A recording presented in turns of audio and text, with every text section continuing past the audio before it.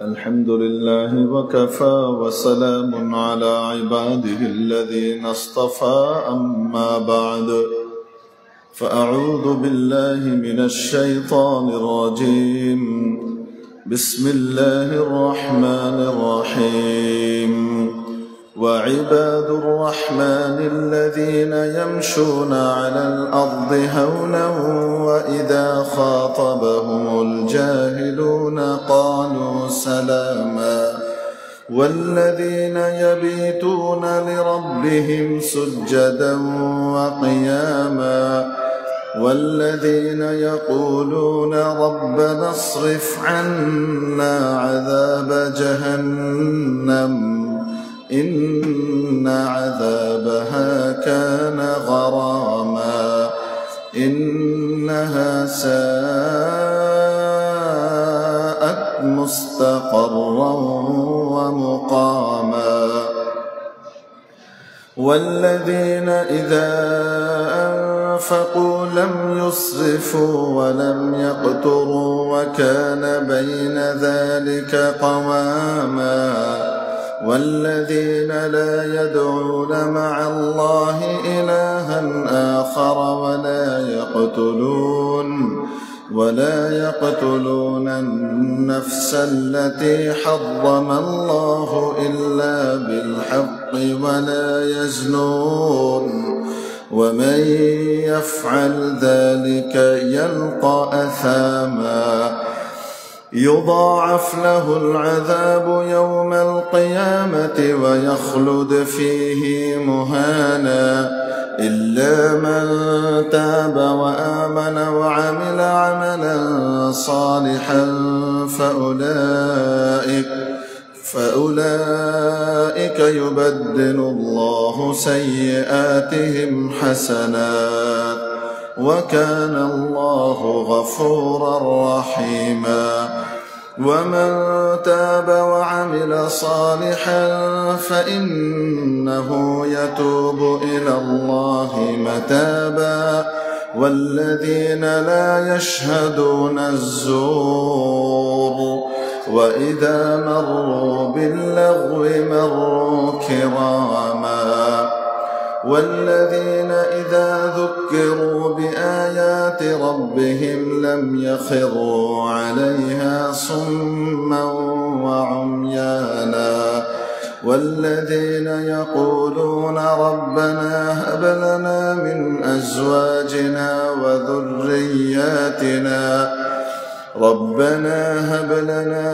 أزواجنا وذرياتنا قرة أعين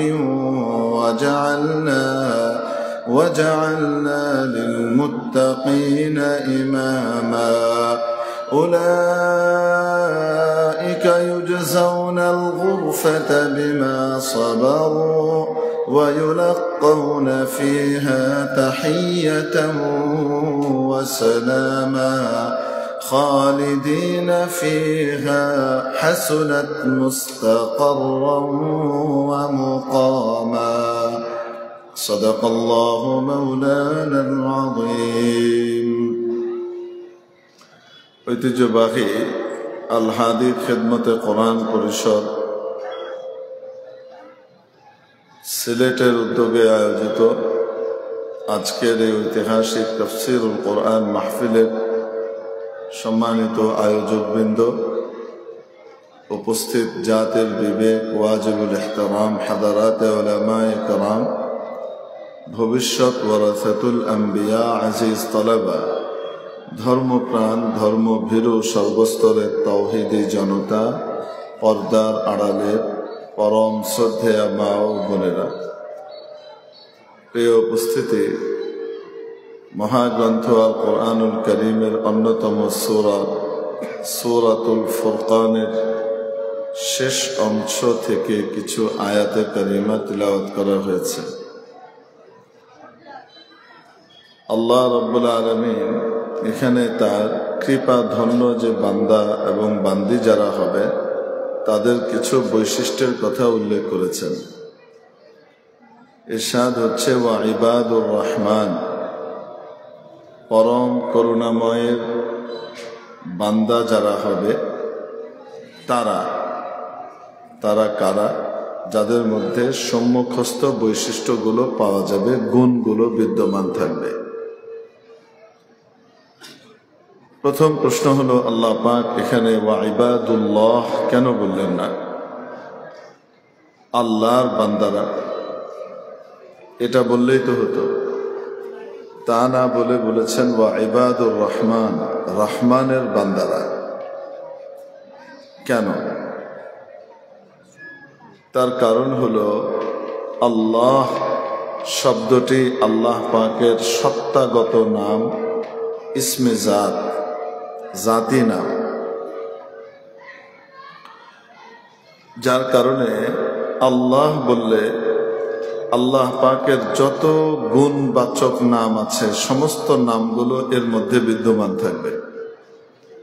যত গুণাবলী আল্লাহ পাকের রয়েছে সমস্ত গুণাবলীগুলো লফজে আল্লাহর ভিতরে বিদ্যমান থাকে এবং আল্লাহ শব্দটি সমস্ত গুণাবলীকেই বোঝায়। আল্লাহ পাকের মধ্যে গফফারিয়াত আছে, কাহ্হারিয়াত আছে। আল্লাহ পাকের মধ্যে গফুরিয়াত আছে এবং শাদীদুন যুনতিকাম, এই বর্ণনাও আল্লাহর ব্যাপারে বিদ্যমান রয়েছে। অর্থাৎ আল্লাহ বললে আল্লাহ যেমন পরম করুণাময়, আল্লাহ তেমন আবার বড় কঠোর।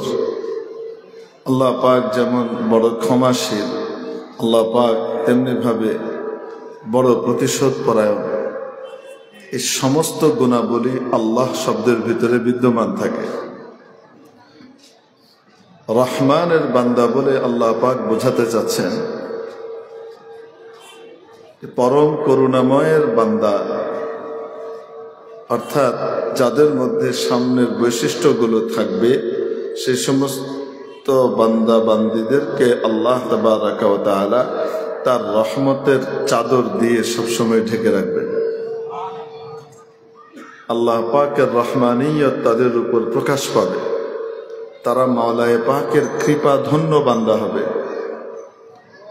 মাওলায়ে পাকের দয়া, মায়া, রহমত ইত্যাদি সবসময় তাদের উপরে ছেয়ে থাকবে। প্রিয় উপস্থিতি, তো আল্লাহ পাকের কৃপা ধন্য বান্দা হতে আমাদের সকলের মন চায়।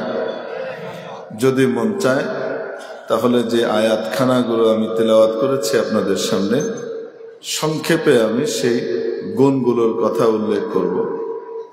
মোটামুটি 13টা গুণের কথা উল্লেখ করা হয়েছে। নাম্বার 1, আল্লাযীনা ইয়ামশুনা আলাল আরদি হাওনা। রহমানের কৃপাধন্য বান্দা তারা যারা পৃথিবীতে চলাফেরা করার সময় অত্যন্ত নম্রভাবে চলাফেরা করে। তাদের চালচলন, তাদের হাঁটা চলার মধ্যে অহং বোধ প্রকাশ পায় না, অহংকারের প্রকাশ ঘটে না, বরং বিনয়ের প্রকাশ ঘটে। হযরত লোকমান আলাইহিস সালাম যখন তার ছেলেকে নসিহত করেছিলেন, সেই নসিহতগুলো আল্লাহ তাবারাকা ওয়া তাআলা সূরা লোকমানের মধ্যে কোরআনে কারীমের অংশ করে দিয়েছেন। তার মধ্যে একটি নসিহত ছিল, সন্তানকে উনি আদব শিখাচ্ছিলেন। ওয়াকসিদ ফি মাশিকা ওয়াগদুদ মিন সাওতিক। তুমি হাঁটা চলার সময় মধ্যপন্থা অবলম্বন করো। এতই বিনয়ী ভাব প্রকাশ করো না, এত কাঁচোমাচো করে হেঁটো না, যে তোমার যে ব্যক্তিত্ব আল্লাহ দিয়েছেন সেই ব্যক্তিত্বের নিয়ামতের প্রকাশ না ঘটে, এটাও যেন না হয়। আবার ব্যক্তিত্ব প্রকাশ করতে গিয়ে এত মাথা উঁচু করে দম্ভ ভরে হেঁটো না, পদচারণা করো না, যেটাতে তোমার অহংবোধ প্রকাশ পায়। এজন্য রাসূল পাক সাল্লাল্লাহু আলাইহি ওয়াসাল্লামের হাঁটার যে বিবরণ আমরা হাদিস শরীফের মধ্যে পাই, নবীজি কিভাবে হাঁটতেন, কাআন্নাহু ইয়ানহাত্তু মিন সাবাব। মনে হতে যেন নবীজি সাল্লাল্লাহু আলাইহি সাল্লাম কোনো উঁচু জায়গা থেকে নিচু জায়গায় নামছেন। মানুষ যখন নিচু জায়গায় নামে উঁচু জায়গা থেকে, তখন তার বুক টান টান থাকে, খেয়াল করবে। কারণ নিচু জায়গায় নামার সময় সে ব্যালেন্স ঠিক রাখার জন্য বুকটাকে কি করে, চিতিয়ে রাখে, কিন্তু দৃষ্টিটা কোন দিকে থাকে, নিচের দিকেই থাকে। তো এই বাণী দিয়ে নবীজি সাল্লাল্লাহু আলাইহি সাল্লামের হাঁটার প্রক্রিয়া বোঝানো হয়েছে। নবীজি একদম জবুথবু হয়ে এভাবে হাঁটতেন তা নয়, বরং বুক টান টান করে ঋজু ভঙ্গিতে আনত নয়নে হাঁটতেন। ঋজু ভঙ্গিতে হাঁটতেন, কিন্তু দৃষ্টি থাকতো কোন দিকে, নিচের দিকে, যার কারণে বিনয় প্রকাশ পেত। আবার ঋজু ভঙ্গিতে হাঁটবার কারণে ব্যক্তিত্বের স্ফুরণ ঘটত। তো হাঁটা এমন হতে হবে যে হাঁটার মধ্যে বিনয় প্রকাশ পায়, আবার আল্লাহর দেওয়া যে নিয়ামত ব্যক্তিত্ব সেটারও বহিঃপ্রকাশ ঘটে। ওয়াকসিদ ফি মাশিক, মধ্যপন্থা অবলম্বন করো তোমার চলার মধ্যে, তোমার হাঁটার মধ্যে। হযরত লুকমান আলাইহিস সালাম তার সন্তানকে নসিহত করতে গিয়ে বলছেন, মধ্যপন্থা কোনটা? না অহংকার প্রকাশ পাবে, না একেবারে জবুথবু হয়ে নিজেকে মিটিয়ে দিয়েছে, ব্যক্তিত্ব বিলীন হয়ে গেছে, এরম হবে তাও নয়, মাঝামাঝি হবে। ইন্না আনকারাল আসওয়াতি লাসাউতুল হামির। পাশাপাশি আরেকটা নসিহত করেছেন, কথা বলার সময় চিৎকার করে কথা বলো না, অনেক জোরে কথা বলো না, বরং নরম আওয়াজে কোমল স্বরে কথা বলো, নিচু স্বরে কথা বলো। কারণ খুব চিৎকার করে কথা বলা, হেড়ে গলায় ডাকা, এটা যদি গর্বের বিষয় হতো তাহলে গাধা সবচেয়ে বেশি মর্যাদাবান হতো। কারণ গাধার যে চিৎকার আর ডাক, এই ডাক শুনে আশপাশে কেউ থাকতে পারে না, এত ভয়ঙ্কর চিৎকার করে সে। তাহলে চিৎকার করার মধ্যে মানুষের সম্মান আর মর্যাদা নিহিত নয়, বরং সাবলীলভাবে, সুন্দরভাবে, মধ্যমভাবে, নিম্ন স্বরে কথা বলার মধ্যেই মানুষের ব্যক্তিত্বের প্রকাশ ঘটে। হ্যাঁ, প্রয়োজনে মাঝে মাঝে গরমভাবে বলতে হবে। যেমন নবী পাক সাল্লাল্লাহু আলাইহি ওয়াসাল্লাম যখন বক্তব্য রাখতেন, সহিহ বুখারীর ভিতরে নবীজির বক্তব্যের বিবরণ এসেছে, তার মধ্যে এটাও এসেছে যে নবীজির বক্তব্য রাখার সময় চেহারা মুবারক লাল হয়ে যেত, বোঝা যেত তো অত্যন্ত সিরিয়াসলি উনি কথা বলছেন। ওয়ান্তাফাখাত আওদাজু, নবীজি সাল্লাল্লাহু আলাইহি সাল্লামের যে ঘাড়ের এবং মাথার যে রগ, এই রগগুলো ফুলে উঠত। তো এটাকে নরম ভাষায় কথা বললে ফুলে? কড়কের মতো আওয়াজ হতো, ভাজের মতো আওয়াজ হতো, বজ্র গম্ভীর কণ্ঠে কি করতেন? জোরালো ভাষায় কথা বলতেন। কখনো নরম, আবার কখনো গরম। নরম গরমের মিশ্রণের মাধ্যমে একটি সমাজ বিনির্মিত হয়। শুধু নরম যদি হয় তাহলে সন্তান বকে যায়, শুধু গরম যদি হয় তাহলে সন্তান বেয়াদব হয়ে যায়, দড়ি ছিঁড়ে যায়, নিয়ন্ত্রণহীন হয়ে যায়, নিয়ন্ত্রণের বাইরে চলে যায়। এজন্য যে কোনো সমাজের জন্য নম্রতাও লাগবে, নরম হওয়াও লাগবে, আবার গরমও হতে হয়। ওয়াক্তে বালুতফে গো ওয়ামাদারা ওয়ামারদুমি বাশদ কে দর কমন্দে কবুলা ওয়ারিদ রে ওয়াক্তে বকহর গো কে সদকো জায়ে নবাত গাহে গাহে চুনা বকার নয়া यद के हंजले। বিশ্বকবি শেখ সাদী রহমতুল্লাহ আলাইহি, যিনি একাধারে একজন সমাজ বিজ্ঞানী এবং রাষ্ট্রবিজ্ঞানী ছিলেন, আবার একজন বড় ইসলাম বেত্তা ছিলেন, বড় কবিও ছিলেন, বড় দার্শনিকও ছিলেন। এতগুলো গুণের সমাহার এক ব্যক্তির মধ্যে ঘটা, ইতিহাসের মধ্যে এমন ব্যক্তিত্বের সংখ্যা বিরল, বড় কম। ভালো লেখকও ছিলেন। তিনি বলেন, কখনো কখনো নরম ভাবে বলো, মায়া মমতা ভালোবাসা মিশিয়ে খুব নম্রতার সাথে কথা বলো, হতে পারে অনেক দুষ্ট লোকের হৃদয়কেও তুমি জয় করে ফেলবে। সে তোমার কথা শুনে সে তোমার মত মেনে নেবে এবং দিনদার পরহেজগার আল্লাহওয়ালা হয়ে যাবে। দেখেন দাওয়াত ও তবলিগের যে মানুষরা যারা দাওয়াত দিতে যায়, মানুষকে বুঝিয়ে মসজিদের দিকে নেয়, তাদের সাথে যত খারাপ আচরণই করা হোক না কেন, তারা বিপরীতে রাটিও করে না। তারা নরমভাবে একই কথা বলতে থাকে, আল্লাহর ঘর মসজিদে আল্লাহর দিনের কথা হচ্ছে, মেহরবানি করে কিছু সময় যদি আপনি দিতেন। এভাবে আস্তে আস্তে বোঝাতে বোঝাতে দেখা গেছে অনেক হিরোইনচি, মাদকাসক্ত এবং সমাজের বিস্ফোরা, দুর্নীতিবাজ, জালিম, অত্যাচারী, এরকম বহু মানুষ নেককার পরহেজগার আল্লাহওয়ালা হয়ে গেছে। ওই সমস্ত জিনিস ছেড়ে দিয়েছে, পচা কাজগুলো ছেড়ে ভালো হয়ে গেছে। ওটাই বলছেন, ওয়াকতে বালুতফে গো ওয়ামাদারা ওয়ামারদুমি বাশাদ কে দর কমন্দে কবুলা ওয়ারিদনে वक़्ते बक़हर गो के सदको जाए नबात गाहे गाहे चुना बकार नया यद के हंजले। আবার কখনো কখনো বড় কড়া ভাষায় কথা বলতে হয়।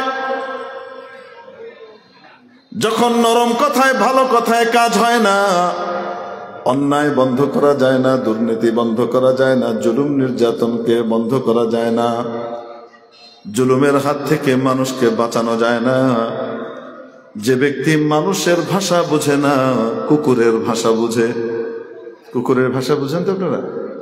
বুঝেন নাই? কুকুরকে যদি আপনি বলেন, কুকুর রাস্তার মধ্যে আড়াআড়ি শুয়ে আছে, আপনি গাড়ি নিয়ে এসে দাঁড়িয়েছেন, কুকুর উঠে না, শাহিন শাহে আজম, আপনি নেমে বললেন, ডিওজি সাহেব, ডিওজি সাহেব, আপনি সাংবিধানিক রীতিনীতি লঙ্ঘন করছেন, আপনি জনতার পথ রোধ করেছেন, আপনি দয়া করে পথটি ছেড়ে দিন, আমরা যাব। কুকুর শুনবে তো? বলেন না কেন? তো সুন্দরভাবে আপনি মার্জিতভাবে বললেন। কুকুর এই ভাষা বোঝে না। কুকুর একটা ভাষা বোঝে, বলেন তো কি?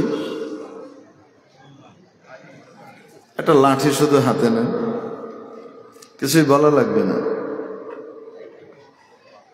লাঠিও হাতে নেওয়া লাগে না, অনেক সময় একটা ইটের চাক্কা হাতে নেন, অথবা নিচ থেকে আপনি কোনো পাথর কুড়াচ্ছেন, এরকম ভাব ধরে আপনি নিচ থেকে শুধু হাত টানেন গরম ভাবে, দেখবেন কুকুর মহাশয় ডিওজি সাহেব সাথে সাথে লেজটাকে দুই পায়ের ফাঁকের ভিতরে, বাঁকা লেজটাকে সোজা করে দুই পায়ের ফাঁকের ভিতরে ঢুকিয়ে কুঁই কুঁই করতে করতে রাস্তা ছেড়ে দিয়েছে। ঠিক কিনা? ভালো কথায় যার শিক্ষা হয় না, 5ই আগস্ট ঘটিয়েই তাকে শিক্ষা দেওয়া লাগে।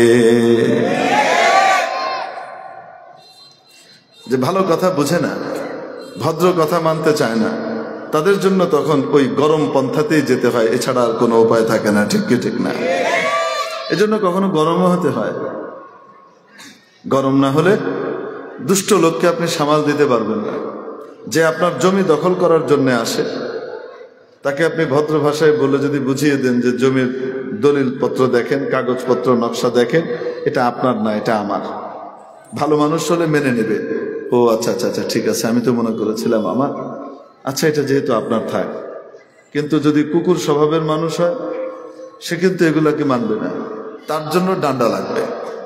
বলে দিতে হবে, আরেকবার শুধু এই জমির দিকে চোখটা ফিরে তাকাইস, আরেকবার এই জমিতে শুধু পাউডা দিয়ে দেখিস, তোর পাও ভাঙ্গা টেঙ্গি ভাঙ্গা তোর গলার ভিতরে ঝুলাই দিব। আইস, বুঝেন নাই মনে হয়? এই ভাষায় না বললে জমি দখলদার কি করতে চায় না, জমি ছাড়তে চায় না, জবরদখল করে নিয়ে যাবে আপনার জিনিস। তো কখনো নরমও বলতে হয়, কখনো কি করতে হয়, গরমও বলতে হয়। ওয়াগদুদ মিন সাউতিক, তোমার স্বরকে, তবে স্বাভাবিকভাবে কি করতে হয়, স্বাভাবিকভাবে নরম ভাষাই বলতে হয়। অতি প্রয়োজন দেখা দিলে তখন গরম। এজন্য লোকমান আলাইহিস সালাম নসিহত করলেন, চাল চলনের মধ্যে মধ্যপন্থা অবলম্বন করো। একেবারে জবুথবু হয়েও যেও না, আবার একেবারে অহংকার করেও চলো না। তোমার ব্যক্তিত্বের স্ফুরণও ঘটবে, আবার বিনয়েরও বহির্প্রকাশ ঘটবে। এই দুটির মিশ্রণের সাথে তোমার হাঁটার তাল আর লয় ঠিক করো। ওয়াগদুদ মিন সাউতিক, নিচু স্বরে কথা বলো। ইন্না আনকারাল আসওয়াতি লাসাউতুল হামির, নিশ্চয়ই সবচেয়ে নিকৃষ্টতম বাজে আওয়াজ, অতি উচ্চ স্বরে চিৎকারের যে আওয়াজ হয় সেটি হলো গাধার আওয়াজ। কার আওয়াজ? অপরদিকে রব্বুল আলামিন সূরা বনী ইসরাঈলে বলেন, ওয়ালা তামশি ফিল আরদি মারহা, জমিনে চলার সময় অহংকার করে চলো না, দম্ভ ভরে পদচারণা করো না। ঠস ঠস করে তুমি পা ফেলছো, ভাবখানা এই তুমি আল্লাহর জমিন ফাটিয়ে দেবে। আল্লাহ বলছেন, ইন্নাকা লান তাখরিকাল আরদ, তুমি যত ভাব নিয়ে পদাঘাত করো না কেন, তোমার পদাঘাতে তুমি আমার সৃষ্টির জমিকে ফাটিয়ে দিতে পারবে না। ওয়ালান তাবলুগাল জিবালা তুলা, নিজেকে যত বড় আর যত উঁচুই মনে করো না কেন, দেখো আমার সৃষ্টি রয়েছে পাহাড়, আমার পাহাড়ের দৈর্ঘ্যের ধারে কাছেও তুমি যেতে পারবা না, কোনোদিন যেতে পারবা না। তো কি নিয়ে গর্ব করো? মানুষ যে অহংকার করে, যে অহংকারের কারণে তাকে জাহান্নামে যাওয়া লাগে, নবীজি সাল্লাল্লাহু আলাইহি ওয়াসাল্লাম হাদিস শরীফের মধ্যে ইরশাদ করেছেন, যার ভেতরে একটি সরিষার দানা পরিমাণ অহংকার থাকবে, আর সেই অহংকার নিয়ে সে দুনিয়া থেকে যাবে, সে জান্নাতে ততক্ষণ প্রবেশ করতে পারবে না, যতই নেক আমল থাক না কেন, যতক্ষণ পর্যন্ত জাহান্নামের আগুনে তার অহংকারের জামকে জ্বালিয়ে পুড়িয়ে পরিষ্কার না করা হবে। অহংকার সহজে বের হতে চায় না। অহংকার কি জিনিস? ব্যক্তিত্বের বহিঃপ্রকাশ, দায়িত্বের এবং আসনের যে দায়িত্ব, সেই দায়িত্ব পালন করা এবং দায়িত্বের ব্যাপারে কঠোর হওয়া, নিজের স্বকীয়তা ধরে রাখা, এটাকে অহংকার বলে না। অহংকার কাকে বলে? বাতারুল হক ওয়া গামতুন নাস, হক সামনে আসার পরেও, সত্য প্রকাশ পাবার পরেও সেটাকে ঠুকরে ফেলে দেয়া, সত্যকে গ্রহণ না করা, হককে গ্রহণ না করা, আর মানুষকে তুচ্ছ তাচ্ছিল্য করা, তাহকির করা, এটাকে বলে অহংকার। এই অহংকার ভেতরে যখন পয়দা হয়, তার চালচলনের মধ্যে, তার কথাবার্তার ভিতরে অহংবোধ প্রকাশ পেতে থাকে। হামচুমান ডাঙ্গারে নেস্ত, আমার চেয়ে বড় আবার কে আছে, আমার চেয়ে বড় বিদ্বান আবার কে আছে, আমার চেয়ে বড় জ্ঞানী আবার কে আছে, আসুক কে আছে, উড়িয়ে ফেলে দেবো, ওই করে দেবো, সেই করে দেবো, এই সমস্ত কথাবার্তা অহংকারীদের সাথে মিলে যায়। এই জাতীয় কথাবার্তা কখনো আমরা বলবো না। একবার হযরত মুসা আলাইহিস সালাম বয়ান করলেন, অত্যন্ত হৃদয়গ্রাহী ভাষায় বয়ান করলেন। হযরত মুসা কে আপনারা জানেন? ইস্তাফাহুল্লাহু বিকালামিহি, যাকে আল্লাহ পাক দুনিয়াতে সরাসরি কথোপকথন করবার জন্য নির্বাচিত করেছেন। আর কারোর সাথে আল্লাহ তাআলা দুনিয়াতে সরাসরি কথা বলতেন না, কারোর সাথেই না, একমাত্র হযরত মুসা আলাইহিস সালামের সাথে। তাহলে কত বড় নবী! 4 কিতাবের এক কিতাব ওনার কাছে নাজিল হয়েছে, তাওরাত।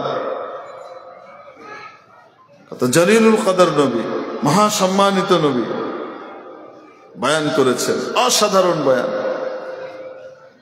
ওনার জ্ঞানের যে বহিঃপ্রকাশ ঘটেছে সেখানে, এবং বক্তব্যের ধাঁচ একদম মর্ম ছুঁয়ে গেছে মানুষের। বয়ান শেষ হওয়ার পরে কেউ বলেছে, হযরত আপনার চেয়ে বড় আলেম তো এই পৃথিবীতে আর কেউ নাই, আপনার চেয়ে বড় জ্ঞানী তো আর কেউ এই পৃথিবীতে নাই। হযরত মুসা আলাইহিস সালাম সত্যি কথাটাই বলেছেন, হ্যাঁ নাই, এটা মিথ্যা কথা না, এটা সত্যি কথাই। কারণ ওই যুগে হযরত মুসার চেয়ে বড় জ্ঞানী আর কেউ পৃথিবীতে ছিল না। সামগ্রিকভাবে সব দিক মিলালে অলরাউন্ডার হিসেবে হযরত মুসা তুলনাহীন ছিলেন। ওই যুগে ওনার চেয়ে বড় আলেম কেউ নাই, এটা ঠিক। কিন্তু এই সত্য কথাটাই উনি ওনার মুখ দিয়ে বলেছেন, স্বীকৃতি দিয়েছেন। আল্লাহ পাক এটাকে পাকড়াও করলেন। নবীকে পাকড়াও করা উদ্দেশ্য না, উম্মতে মুহাম্মদীকে শিক্ষা দেওয়া উদ্দেশ্য। পেয়ারা হাবিবের পেয়ারা উম্মতকে শিক্ষা দেবার জন্য হযরত মুসা আলাইহিস সালামকে এখানে দাঁড় করিয়ে একটা ঘটনা ঘটিয়ে কি করছেন, ধরছেন। আচ্ছা মুসা, তোমার চেয়ে বড় জ্ঞানী কেউ নাই। আসলে তো সামগ্রিকভাবে হযরত মুসার চেয়ে বড় জ্ঞানী ওই যুগে কেউই ছিল না। ওই যুগে কেন, ওই যুগের আগ পরেও কয়েক যুগের ভিতরে ছিল না, এটা তো বাস্তব। কিন্তু কোন বিশেষ একটা দিকে কারো জ্ঞান বেশি হতে পারে কি পারে না। মনে করেন একজন ছাত্র প্রত্যেকটা সাবজেক্টে গড়ে 99 করে পেয়েছে, প্রত্যেকটা সাবজেক্টে গড়ে কি পেয়েছে, 99 করে পেয়েছে। আরেকজন ছাত্র সবগুলাতেই 80 করে পেয়েছে, একটাতে 100 পেয়েছে। একটাতে কি পেয়েছে? ফার্স্ট কে হবে? 100 ওয়ালা বলেন না 99 ওয়ালা? সামগ্রিকভাবে ফার্স্ট তো 99 ওয়ালা, নাম্বার অনেক বেশি সামগ্রিকভাবে, কিন্তু একটা সাবজেক্টে তার চেয়ে বেশি আরেকজন আছে, সে 100 পেয়েছে, 1 নাম্বার আরো বেশি পেয়েছে। তো 1 নাম্বার বেশি পেয়ে একটা সাবজেক্টে এগিয়ে থাকার কারণে সে সামগ্রিকভাবে গড়ে যে 99 পেয়েছে তার চেয়ে বেশি কি করবে না, এগিয়ে যাবে না। উদাহরণটা ঠিক এরকম। আল্লাহ পাক হযরত মুসা আলাইহিস সালামকে ওনার এই কথার জবাব দেওয়ার জন্য মুকাররাবরা বেশ বাওয়াদ হায়রানি, যারা অনেক কাছের হয় তাদের ছোটখাটো বিষয়কেও খুব জোরালো ভাবে পাকড়াও করা হয়। অনেক মহব্বত যার সাথে হয় তার ছোট জিনিসকেও অনেক কঠিন ভাবে দেখা হয়। এক ভদ্রলোক ফাঁসির আসামি, জঘন্য কোনো অপরাধ করেছে, তো জনসম্মুখে তাকে চৌরাস্তায় দাঁড় করিয়ে দেওয়া হয়েছে, ফাঁসি দেওয়া হবে। তার আগে জনতা যেন তার উপরে ঝাল মিটায়। ঘৃণ্য কোনো কাজ করেছে, যেই যাচ্ছে কেউ জুতো মারছে, কেউ যাওয়ার সময় কাঁটা মারছে, কেউ এটা মারছে, কেউ থুতু দিচ্ছে। যারা এরকম থুতু দিচ্ছে, জুতো মারছে, কাঠি মারছে, কাঁটা মারছে, ওই লাইনের মধ্যে তার প্রেমাস্পদ, তার যে মাসুকা, তার প্রেমিকা, সেও লাইন ধরেছে। শেষ দেখা দেখেনি, আর তো আর দেখতে পাবো না, শেষ দেখা দেখেনি। তো সে হাতে ফুল নিয়ে এসছে। কি নিয়ে এসছে? ফুল। তো এই যে সবাই লাথি গুঁতো দিচ্ছে, জুতো মারছে, থুথু মারছে, লাঠি মারছে, কাঁটা মারছে, ছুড়ে দিচ্ছে তার দিকে, সে নির্বিকার, তার মধ্যে কোনো বিকার নাই, কোনো অস্থিরতাও নাই, কোনো পেরেশানিও নাই। কিন্তু যখন তার প্রেমাস্পদ ভালোবাসার মানুষটা গিয়েছে, আর গিয়ে তাকে কি মেরেছে, ফুল মেরেছে, তখন সে ঝরঝর করে কেঁদে দিয়েছে। তার প্রেমাস্পদ তাকে জিজ্ঞেস করছে, এতজন লাথি গুঁতো দিল, এত কিছু দিল, এত অপমান করলো, এত তাচ্ছিল্য করলো, কাঁটা মারলো, থুতু মারলো, লাঠি মারলো, জুতো মারলো, তুমি কাঁদলা না? আর আমি তোমাকে ফুল মারলাম, তাতে তুমি কেঁদে ফেললা। তো বলছে, এরা সবাই আমাকে যা মেরেছে তাতে কিছু আসে যায় না, কিন্তু তুমি তো আমার কাছের, তুমি এই লাইনে কেন দাঁড়াবা? যারা আমাকে অপমান করছে তাদের লাইনেই বা তুমি কেন দাঁড়াবা? আর তারাও মারছে, সেই মারার সাথে তুমিও মিল রাখলা, তুমিও মারলা, চাই সেটা ফুলই হোক না কেন। তো যে যত কাছের হয় তার পাকড়াও তত বেশি হয়। এজন্য আমাদের আব্বাজান হযরত আদম আলা নবিয়িনা ওয়া আলাইহিস সালাতু ওয়াস সালামকে আল্লাহ তাবারাকা ওয়া তাআলা অসাধারণ ভালোবাসতেন। কোনো কিছুকে নিজ কুদরতি হাত দিয়ে তৈরি করেননি, কিন্তু আদমকে যখন বানিয়েছেন তার আগে আল্লাহ আসমান বানিয়েছেন, জমিন বানিয়েছেন, আরশ করছে, লৌহ কলম বানিয়েছেন, কত কিছু বানিয়েছেন, বিশাল বিশাল এক এক সৃষ্টি। হাত ব্যবহার করেননি, আদেশের মাধ্যমে তৈরি করেছেন, ইরাদার মাধ্যমে তৈরি করেছেন। কিন্তু আদমকে যখন বানিয়েছেন নিজ কুদরতি হাত দিয়ে বানিয়েছেন। সুবহানাল্লাহ বলেন না? বানিয়ে তারপর আবার ফেরেশতাদেরকে দিয়ে সেজদা করিয়েছেন।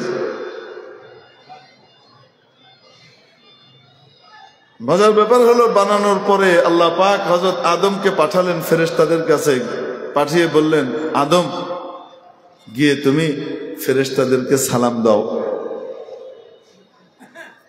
আসসালামু আলাইকুম বলো, সালাম দাও।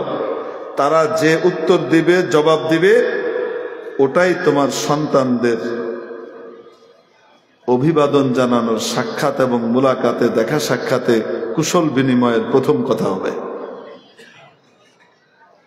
ওটাই প্রথম কথা হবে, যাও।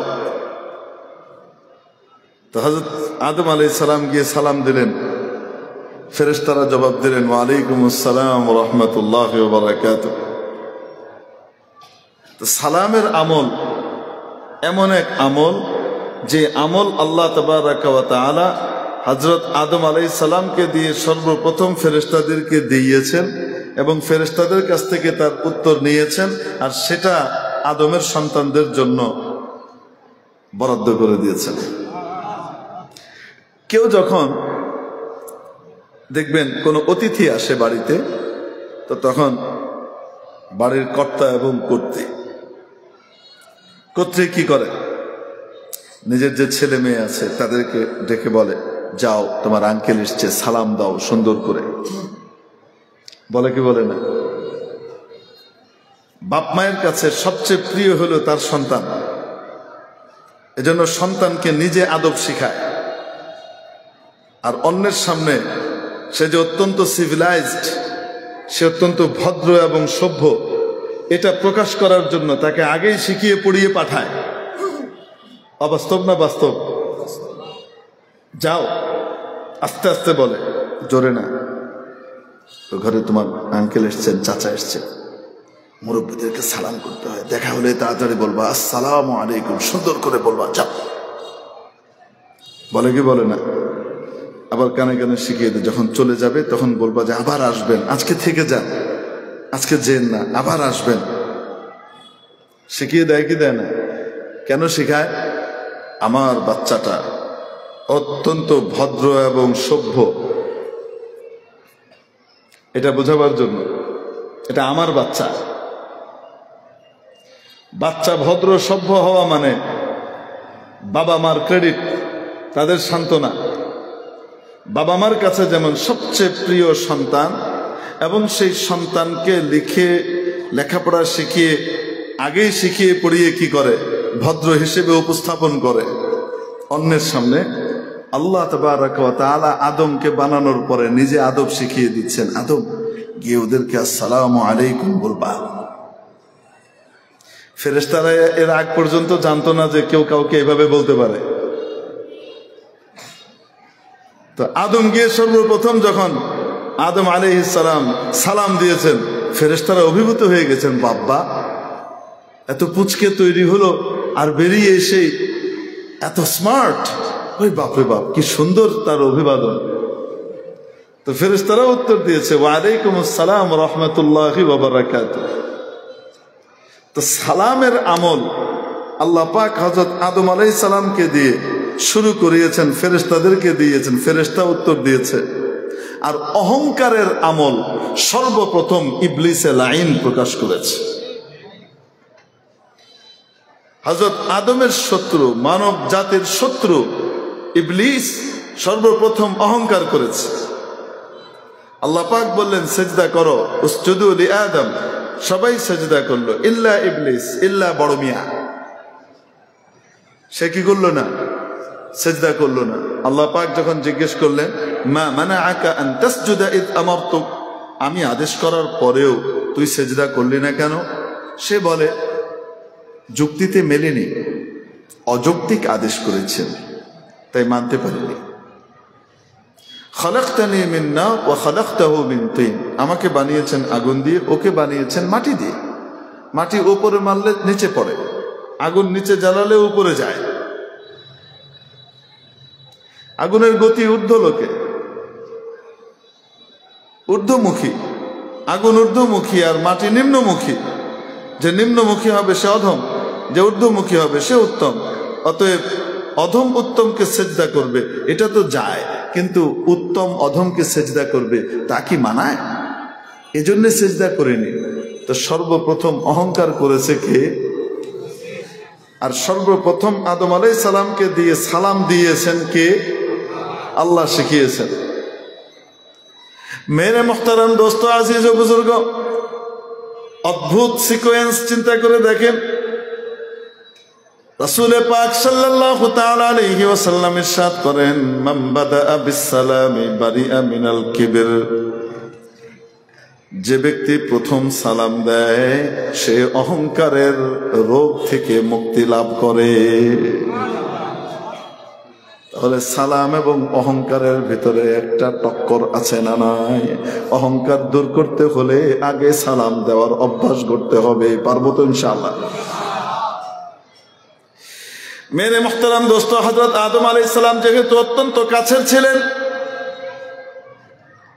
এই জন্য আদম আলাইহিস সালামের সামান্য এক ভুল, ওই ভুলকে কেন্দ্র করে মাবুদ দুনিয়াতে পাঠিয়ে দিলেন, কঠিন পাকড়াও করলেন। উনি যে ভুলে গিয়েছে, ইচ্ছা করে করেন নাই, এটা আল্লাহ নিজেই বলছেন যে আদম ভুলে গিয়েছিল। আপনি বলেন তো দেখি, রমজান মাসের দিনের বেলা সাবালক মানুষের জন্য স্বাভাবিক অবস্থায় খাওয়া দাওয়া করা হালাল না হারাম? রমজান মাসে সাবালক সাবালিকা মানুষের জন্য যে দিনের বেলায় খাওয়া দাওয়া করা হালাল না হারাম? কিন্তু কেউ যদি ভুলে খেয়ে ফেলে, ভুলে গেছে, রোজা যে আছে তার মনে নেই, খেয়ে ফেলেছে, গুনাহ হবে? গুনাহ হবে? গুনাহ তো হবেই না, উল্টো নবীজি সাল্লাল্লাহু আলাইহি ওয়াসাল্লাম শেখাচ্ছেন, সামনে তো রমজান আসছে তাই না? এই সংশ্লিষ্ট কথা হয়ে গেলে অসুবিধা নেই। নবীজি সাল্লাল্লাহু আলাইহি ওয়াসাল্লাম শেখাচ্ছেন, যদি দেখো লোকটা দুর্বল তাহলে তাকে মনে করিও না, তাকে খেতে দাও। সবল হলে মনে করিয়ে দাও। শক্তিশালী মানুষ রোজার দিনে ভুলে খাওয়া দাওয়া শুরু করে দিয়েছে, মনে করিয়ে দাও। কিন্তু যদি লোকটা দুর্বল হয়, রোজাদার দুর্বল, ভুলে গেছে রোজা আছে, মনে নাই, এখন খাওয়া দাওয়া করছে, সাধারণত রমজানের প্রথম 2-3 দিন এরকম হয়, হয় না? সারা বছর যেহেতু রোজা নাই, তো হুট করে রমজান শুরু হওয়ার পরে হঠাৎ মনে থাকে না যে এখন রোজা, এরকম হয়। নবীজি বলেন, মনে করিও না, দুর্বল হলে তাকে খেতে দাও, কারণ রব্বুল আলামিন ইচ্ছা করে তাকে ভুলিয়ে দিয়েছেন। মাবুদ চাচ্ছেন তাকে কষ্ট দেবেন না, তাকে পেট ভরে খাওয়াবেন, আবার রোজার সওয়াবও পুরা দিবেন। অতএব কেউ যদি ভুলে যায় তাহলে সেটা কি গুনাহ হয়? বুঝে থাকলে বলে, কেউ যদি আল্লাহর কোনো আদেশ বা নিষেধ একেবারেই বেমালুম ভুলে যায়, মনেই নাই, তাহলে সেটা গুনাহ হয়? আস্তে বলেন। রব্বুল আলামিন কোরআনে কারীমে বলেন, ফানাসিয়া আদম ওয়া লাম নাজিদ লাহু আজমা। আদম একেবারে ভুলে গিয়েছিল, আর আমি তার ভেতরে আমার আদেশ লঙ্ঘন করবার সামান্য ইচ্ছা শক্তিও খুঁজে পাইনি। কে বলছেন? আল্লাহ ইচ্ছা শক্তি খুঁজে না পাইলেও আমাদের অনেক মানুষ আছে আদম আলাইহিস সালামকে গুনাহগার বানানোর জন্য উঠে পড়ে লেগে গেছে, পাগল হয়ে গেছে। আল্লাহ পাক বুঝবার তৌফিক দান করেন, কোরআন এবং হাদিসের সহি ব্যাখ্যা বুঝবার তৌফিক দান করেন। তো যাই হোক, তো বলেন আদম আলাইহিস সালাম কি গুনাহ করেছিলেন নাকি ভুলে গিয়েছিলেন? উনি যে ভুলে গিয়েছিলেন এই ঘোষণা দিচ্ছেন কে? কিন্তু পাকড়াওটা কেমন করেছেন? পাকড়াও করেছে, না আদম তুমি আর এখন জান্নাতে থাকতে পারবে না, যাও নিচে যাও। ইহবিতু কুল্লা বিতু মিনহা জামিআ। লক্ষ্য করেন এখানে কিন্তু বলে নাই কুল্না বিত, ও আদম হাওয়া তোমরা দুজন নামো, এটা কিন্তু বলে নাই, জমা প্লুরাল। কুল্না বিতু মিনহা জামিআ, আমি বললাম তোমরা সকলেই একেবারে নেমে যাও, ল্যান্ড করো। হুবুত বলে ল্যান্ড করাকে, যে প্লেন ল্যান্ড করে না এটাকে আরবিতে বলে হুবুত, আর প্লেন যে টেক অফ করে এটাকে বলে ইকলা। আকলাআতি তায়রা, প্লেন টেক অফ করেছে, হাবাতা ল্যান্ড করেছে, নেমেছে। নামো, তার মানে আল্লাহ ছুড়ে ফেলে দেননি, খুব স্মুথলি কি করিয়েছেন, ল্যান্ড করিয়েছেন, ওখান থেকে নিচে নামিয়েছেন। কুল্লা বিতু মিনহা জামিআ, নেমে যাও, জান্নাতে আর থাকতে পারবা না। হযরত হাওয়া রাদিয়াল্লাহু তাআলা আনহা আম্মা জান সর্বপ্রথম ওই নিষিদ্ধ ফল খেয়েছিলেন, ইবলিস মিয়া খাওয়াইছে, গিয়ে বলছে কি হাল আদুল্লুকুম আলা শাজারাতিল খুলদ ওয়া মুলকিন লা ইয়াবলা। ইবলিস যখন কাউকে ফাঁদে ফেলে তখন করে কি, কিছু সত্য সামনে আনে, সত্য দিয়ে তার ট্রাস্ট নেয়, আস্থাটা নেয়, নিয়ে তারপর মিথ্যা কথাটা গিলায় দেয়। এটা হলো শয়তানের সিস্টেম। শয়তান প্রথম এসে কি বলেছে, আমি গোপন সূত্রে খবর পেয়েছি, হযরত মা হাওয়াকে বলছে আমি গোপন সূত্রে খবর পেয়েছি, নির্ভরযোগ্য সূত্রে, যে আল্লাহ পাক আপনাদেরকে জান্নাতে রাখবে না। দুনিয়া নামক একটা জায়গা আছে, আরদ, আরদ আরবিতে বলে আরদ, আর আমরা ইংরেজিতে বলি আর্থ। আরবি থেকে উদ্ভূত শব্দ এটা, আর্থ। আর্দে আল্লাহ আপনাদেরকে নামিয়ে দেবে, এবং সেখানে জান্নাতের মতো এত নাজ নিয়ামত আরাম যা চাই তাই তা নয়। ওখানে তো ভয়ঙ্কর অবস্থা, সাপ খোপ, সাপ বিচ্ছু, কুমির টুমির এই সেই দিয়ে ভর্তি, বাঘ সিংহ ভাল্লুক। আর ফ্রি খাওয়া যায় না, খেটে খেটে খেতে হয়। সে গরুর পিছনে গিয়ে এরকম করে গুঁতো মারতে হবে, হুর হুর, তারপরে হাল চাষ করতে হবে, ওখান থেকে এটা উঠাইতে হবে, জ্বালা লাগাইতে হবে, নিড়াইতে হবে, অনেক কাজ করতে হবে। এটা এমনি না, ভয়ঙ্কর জায়গা আর জঘন্য একটা জায়গা। ওইখানে আল্লাহ আপনাদেরকে পাঠিয়ে দিবেন। আমি বিশ্বস্ত সূত্রে খবর পেয়েছি। আচ্ছা বলেন তো দেখি, এই কথাটা যে ইবলিস বলেছে এটা মিথ্যা বলেছে না সত্য বলেছে? আল্লাহর প্ল্যানের ভিতরে এটা আছে না নাই? আছে। জান্নাতে কেউ মিথ্যা কথা বলবে, মা হাওয়ার আমলে কোনোদিন কল্পনাই তো করতে পারে নাই। আর সেখানে ইবলিস মিথ্যা কথা বলে আবার বলতেছে ওয়াকাসামাহুমা ইন্নী লাকুমা লামিনান নাসিহিন। ইবলিস আবার কসম খেয়েছে আল্লাহর নামে। কার নামে কসম খেয়েছে? আচ্ছা চিন্তা করেন, আল্লাহর নামে জান্নাতে বসে মিথ্যা কসম খাওয়া, এরকম ইতরামির কাম কোন মানুষের পক্ষে, কোন জিনের পক্ষে সম্ভব না। কিন্তু বদ জিন এই ইবলিস চাই কাম এটা করছে। ওয়াকাসামাহুমা ইন্নী লাকুমা লামিনান নাসিহিন। সে কসম খেয়ে বলেছে মা হাওয়াকে যে আমি আপনাদের হিতকামী, আমি আপনাদের হিতাকাঙ্ক্ষী। আমি গোপন কথাটা বলে দিলাম, যদি কেউ জানে তাহলে কিন্তু আমার খবর আছে। আমি নিজের ক্ষতি করেও আপনাদেরকে বলে দিলাম, আপনারা যেন বেঁচে যান, দুনিয়াতে যাওয়া না লাগে। আল্লাহর প্ল্যান এখানে রাখবেন, আপনাদেরকে পাঠিয়ে দিবে। এই যে কথাটা আল্লাহ পাঠিয়ে দিবে, এই কথাটা কি মিথ্যা না সত্যি? এটা তো সত্যি। তো তাহলে ওখানে যাওয়া থেকে বাঁচার কোনো উপায় নাই, এখানে থাকার কোনো ব্যবস্থা নাই। ইবলিস বলে হ্যাঁ আছে। কি? হাল আদুল্লুকুম আলা শাজারাতিল খুলদি ওয়া মুলকিন লা ইয়াবলা। আমি কি আপনাদেরকে এমন একটা গাছের সংবাদ দেব না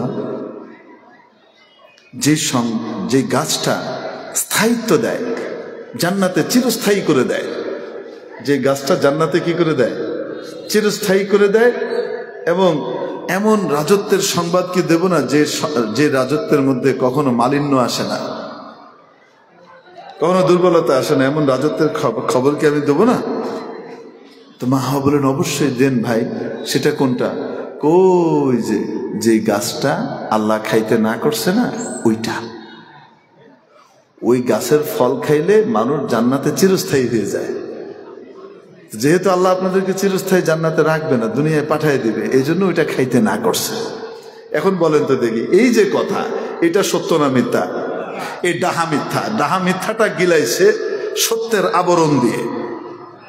আগে আস্থা নিছে, তারপরে কোপটা মারছে। তো মা হাওয়া তো খেয়ে ফেলছে। মা হাওয়া খাওয়ার পরে কোনো ক্রিয়া প্রকাশ পায়নি। খাওয়ার পরে এখন ইবলিস বলতেছে, আপনি তো চিরস্থায়ী হয়ে গেলেন, আব্বা জানরে কিন্তু চলে যেতে হবে। আপনি তো চিরস্থায়ী হয়ে গেছেন, উনি যদি না খায় তাহলে উনি তো চলে যাবেন, আপনি এখানে থাকবেন। কোন স্ত্রী তার স্বামীর থেকে বিচ্ছেদ হবে, সে ভালো স্ত্রী ভালো স্বামীর কাছ থেকে ছুটে যেতে চায় যে স্বামী অন্য জায়গায় চলে যাবে, স্ত্রী আলাদা চলে যাবে, এটা কোনো সময় মানতে পারে?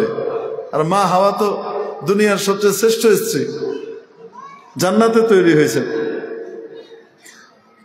আর একমাত্র স্বামী, আর কোনো বেড়াও তো নাই যে কোনো চিন্তা ভাবনা আইবে, এই সুযোগই তো নাই।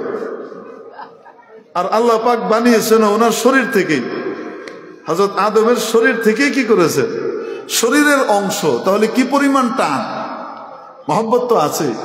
আপনি তো চিরস্থায়ী হয়ে গেলেন, এখন ওনাকে যদি না খাওয়াতে পারেন তাহলে কিন্তু শেষ, উনি কিন্তু চলে যাবে, ওনাকে পাঠিয়ে দেবে।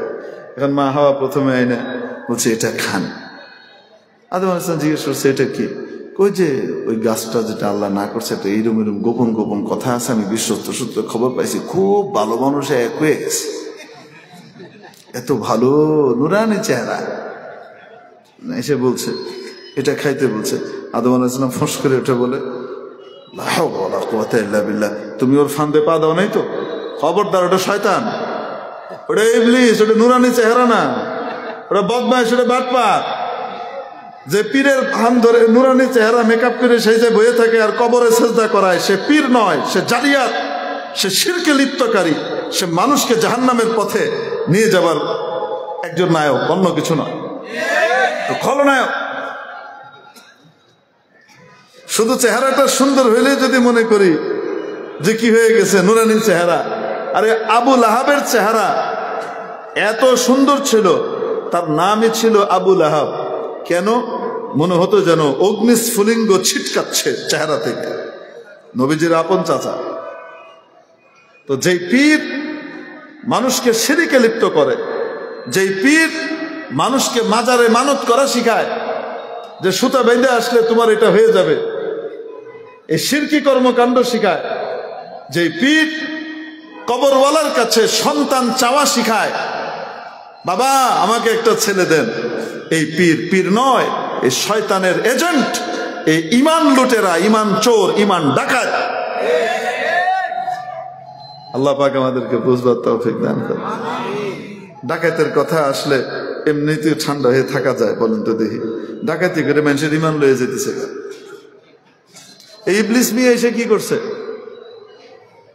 আস্তে ওনারে খাওয়াইছে, খাওয়াই কইছে যে ওনারা যদি না খাওয়াইতে পারেন তাহলে কিন্তু কি হয়েছে, উনি চলে যাবে। খবরদার, তুমি ওর ফাঁদে পা দাও নাই তো? ওই ইবলিসের আইন যখনই দেখা হবে লা হাওলা ওয়ালা কুওয়াতা ইল্লা বিল্লাহ পড়বা, খবরদার ধারে কাছে যেন আসতে না পারে, শয়তানের ধোঁকা, যাও। তো মা হাওয়া ভগ্ন মনোরথ হয়ে চলে গেছে। চলে যাওয়ার পরে ইবলিসের সাথে ইবলিস বলে, আমি আপনাকে আগেই বলছিলাম না, বললে উনি এরকম বলবে? হ্যাঁ আপনি তো বলছিলেন, আমি আপনাকে আগে বলছিলাম না যে ওনাকে বললে উনি এরকম বলবেন? ওনার মাথাটা এমনি একটু তেড়া, বুঝছেন? এই বেটা মানুষদের মাথা সোজা হয় না কখনো, এরা একটা ঘাউরা ইগো নিয়ে থাকে, বউদের কথা মানতেই রাজি হয় না, বুঝতে পারছেন? যেটা বুঝছে সেইটাই। আমি আগে আপনাকে বলে দিছিলাম না, গিয়ে বললে এরম এরম বলবে, বলে নাই যে ইবলিস বলছে এরম, বলে নাই? হ্যাঁ বলছে তো, এই যে দেখেন, আমি তো আপনার আগেই বলছিলাম। শয়তান আগে কি দিয়ে দিছে? টিকা দিয়ে দিছে আম্মা জানবে। আল্লাহ আল্লাহ আল্লাহ আল্লাহ। এখন আল্লাহ পাক নামাই দিলেন কোথায়? জমিনে। কিভাবে নামাইলেন? আদম আলাইহিস সালাম কিন্তু খান নাই, এর বহুদিন পরে ইবলিস বুদ্ধি শিখিয়ে দিছে, যে কোনো মূল্যে খাওয়াইতে হবে, চাই সেটা শরবত বানায় খাওয়ান আর যেমনি খাওয়ান। এখন মা হাওয়া কি করছে? শরবত টরবত বানায় বিভিন্ন সময়, অনেকদিন পরে যখন এটা ভুলে গেছে, আদম আলাইসালাম শরবত নিয়ে আসছেন, শরবতটা খান, খুব মজার। আদম আলাইসালামের শুধু একটা জিনিস ভুল হয়েছে, সেটা হলো জিগাইতে ভুলে গেছে এটা কিসের শরবত। খেয়ে লেছে, বউ দিছে, খেয়ে লেছে। খাওয়ার সাথে সাথে আল্লাহ পাক বলেন যে আদম ভুলে গেছিলেন, সাথে সাথে জান্নাতের যে কাপড়গুলো আছে সবগুলো ঝরে খসে পড়ে গেল, উলঙ্গ হয়ে গেলেন। হাইওয়ান জানোয়ারের উলঙ্গ হওয়া কোনো ব্যাপার নয়। আশরাফুল মাখলুকাত, মানুষের লজ্জার কিছু জায়গা আছে, সেগুলা ঢাকা, এটা তার ভদ্রতা এবং সর্বোচ্চ উন্নতির লক্ষণ। فطفقا يخصفان عليهما من ورق الجنة। তারা তাড়াতাড়ি কি করলেন? এখানে তো আর কেউ নাই, স্বামী আর স্ত্রী, কিন্তু স্বামী আর স্ত্রী হওয়া সত্ত্বেও চোখের একটা লজ্জা আছে না নাই? এই লজ্জা মানুষের স্বভাবজাত লজ্জা, সবকিছু খুলে গিয়েছে। আল্লাহ বলেন তারা তাড়াতাড়ি জান্নাতের পাতাগুলাকে দিয়ে নিজের গোপনাঙ্গ ঢাকতে লাগলেন, যেন দেখতে না পায়। জান্নাতের পাতা নিয়ে নিয়ে কি করলেন? ওয়ারাকুল জান্নাহ, জান্নাতের পাতা দিয়ে ঢাকতে লাগলেন। কোন পাতা? নিশ্চয়ই এরকম বড় পাতা হবে, যেই পাতার এরকম করে বান্ধা যায় মোটামুটি। কি বলেন আপনারা? এরকম বড় পাতা কোনটা আছে কোন তো দেখি? আরে কলা পাতা, কন্যা খেন। আর কলা গাছ সবচেয়ে বেশি আলহামদুলিল্লাহ আমাদের বাংলাদেশে। তার মানে বোঝা গেল জান্নাতি গাছও আমাদের বাংলাদেশে বেশি। কোন পাতা আল্লাহ ভালো জানে। তো বলছে যেটা ওটা দিয়ে যেহেতু ঢাকছে, তো ঢাকতে হলে বানতে তো হবে, তাহলে তো বেড়ে যাবে। তো এক পাতা দিয়েই তাড়াতাড়ি ঢেকে ফেলা যায়, কলা পাতা দিয়ে। কলা পাতা বহুত কাজের জিনিস। তেমন দেশে জন্মেছি যে দেশে জান্নাতি গাছের সংখ্যা অনেক বেশি, সুবহানাল্লাহ। এমন দেশটি পাবে কোথায় তুমি বলো দেখি? তো আদম আলাইহিস সালাম এবার ঢাকা শুরু করে দিয়েছেন। তারপর আল্লাহ পাক বললেন এবার নিচে নেমে যাও। এখন বলেন, এই যে আদম আলাইহিস সালামকে আল্লাহ পাকড়াও করলেন, কি অজুহাতে পাকড়াও করলেন? আদম, তুমি আমার এত কাছে, এত কাছের, এত কাছের, তোমার এই ছোট্ট ভুলটা হবে কেন? তুমি জিজ্ঞেসটা করবে না কেন? একবার যেহেতু সে তোমার সামনে এই খাবার নিয়ে আসছে, সামনে যে আবার সে এরকম কিছু একটা তাল করতে পারে তোমাকে না জানিয়ে, তুমি এটা খেয়াল করলে না কেন? তোমাকে এত সতর্ক বানিয়েছে, তুমি কেন খেয়াল করলে না? বাস পাকড়াও করে বসছে। হাদিস শরীফের মধ্যে এসেছে হযরত মুসা আলাইহিস সালামের সাথে একবার হযরত আদম আলাইহিস সালামের দেখা হয়েছে। তো আদম আলাইহিস সালামকে মুসা আলাইহিস সালাম বলছেন, আল্লাহ পাক জান্নাতে এত নাজ নেয়ামত দিলেন, খাওয়া দাওয়ার জিনিস দিলেন, আব্বাজান এই একটা গাছের ফল না খাইলে হইতো না কেন? এই সমস্ত ভেজালে তো পড়লাম আপনার কারণে, আপনি ওটা খাইছেন, এখন আল্লাহ কি করছেন? পাঠাই দিছে। এখন আমরা আইছি, এই ফেরাউন বেরিয়েছে। মিশরে পুরুষ ফেরাউন ছিল, ভারত উপমহাদেশে মহিলা ফেরাউনের আবির্ভাব ঘটে। বিভিন্ন সময় এক একজন এক একভাবে সম অধিকারের ভিত্তিতে পাল্লা দেয়। শুধু ফেরাউন পুরুষ কেন হবে? নারীরাও কি কম যায় নাকি? সম অধিকারের ভিত্তিতে ফেরাউন হওয়ার দৌড়ে অনেকে প্রতিযোগিতাও করে। এই যে ফেরাউনের জ্বালাতন, নির্যাতন, কত ঝামেলা, পেরেশানি, মায়ের দৌড়, জুলুম, নির্যাতন, এসব এই দুনিয়াতে আসার কারণে তো আপনি যদি না খাইতেন তাহলে তো রাইতেন না। আদম আলাইহিস সালাম কইছে, আমি যেটা খাইছি তোমার কইছে কেডা? তওরাতে আছে। কিসের তওরাতে আছে? তওরাত কবে লেখা হয়েছে তুমি জানো? কি কয় আদম আলাইহিস সালাম? জানি না মানে? আমার উপরে নাজিল হয়েছে তওরাত, আমি জানি না তওরাত কবে লেখা হয়েছে? আপনার জন্মের এত বছর আগে লেখা হয়েছে তওরাত। এবার আদম আলাইহিস সালাম বলেন, যেটা আমার জন্মের এত বছর আগে লেখা হয়ে গেছে হেডের লিগে তুমি আমারও দায়ী করো। তুমি আল্লাহর এত জরুরুল কদর পয়গম্বর, তুমি বুঝো না এটা আল্লাহর প্ল্যানের অংশ? রাসূল সাল্লাল্লাহু আলাইহি সাল্লাম পুরো ঘটনা শুনিয়ে তারপর বলেন ফাহাজ্জা আদম মুসা, আদম মুসাকে কাট করে দিলেন। আদম মুসাকে কি করলেন? হারিয়ে দিলেন। এবং রাসূল সাল্লাল্লাহু আলাইহি সাল্লাম এই ঘটনা শোনানোর সময় খুব আনন্দিত এবং খুশি। কেন? কোন ভাই যদি বাপরে কাজ করবার চায় তো আরেক ভাইয়ের কি মন চায় নাকি যে আমার বাপরে কাজ করস বেটা তুই? তো বাপ যখন আস্তে ধীরে বাইরে কাজ করে দেয় তখন কি হয়? খুশি হয়ে যায়, আমার বাপ, আমি তার সন্তান, আমার বাপকে হারানো এত সোজা না। ঠিক না? নবীজিও খুব খুশি হচ্ছে। রইল দেখা সাক্ষাৎটা কোথায় হয়েছে, কিভাবে হয়েছে, কোন আমলে হয়েছে, এটা হাদিসের অন্য ব্যাখ্যা, আমরা ওদিকে যাওয়ার দরকার নেই। তো বলছিলাম কেউ যখন খুব কাছের হয় তো তখন কি করে? পাকড়াও বেশি করে। যেহেতু হযরত মুসা আলা নবিয়িনা আলাইহিস সালাতু ওয়াস সালাম আল্লাহ পাকের অত্যন্ত প্রিয় ছিলেন, এজন্য ওনার এই সামান্য কথা, এই সত্য কথাটাই, কিন্তু প্রশংসাটা কার হচ্ছে? নিজের। কার প্রশংসা? যেই সত্য বলতে নেই সেই সত্য কি? নিজের প্রশংসা কি করতে নাই? বলতে নাই। এটা সত্য, কিন্তু কি করতে নাই? বলতে নাই যে আমার প্রশংসা, নিজের প্রশংসা বলতে নাই। তো মুসা আলাইহিস সালাম তো সত্যি কথাই বলেছেন, আর উনি নিজ থেকেও বলেননি। আরেক বেটা এসে ফান্দে ফেলেছে, আপনার চেয়ে বড় আলেম তো কেউ নাই। উনি বলেন হ্যাঁ, বর্তমানে আমার চেয়ে বড় আলেম কেউ নাই। ঠিক। আল্লাহ বলেন আচ্ছা ঠিক, আসো এবার তোমাকে একটু টাইট দিই। বলেন মুসা, মাজমাউল বাহরাইনে যাও, দুই সাগরের মিলনস্থলে যাও, ওখানে আমার এক বান্দাকে তুমি পাবা, সেই বান্দার সাথে থাকবা, কিছুদিন থাকলেই তুমি বুঝতে পারবা যে তুমি সবচেয়ে বেশি জানো কিনা,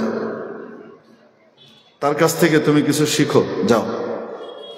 ওই যে বললাম মুসা আলাইহিস সালাম সব ইয়েতেই কি 100 একটাতে মনে করেন 99, আর একজন সবগুলাতে 80 একটাতে কি 100, যেটাতে 99 পাইছেন উনি ওইটাতে কি 100। তো এই একদিকে আগানো, বাকি সার্বিকভাবে তো মুসা আলাইহিস সালাম আগানো। যাওয়ার পরে ওখানে হযরত খিজির আলাইহিস সালামের সাথে দেখা হয়েছে।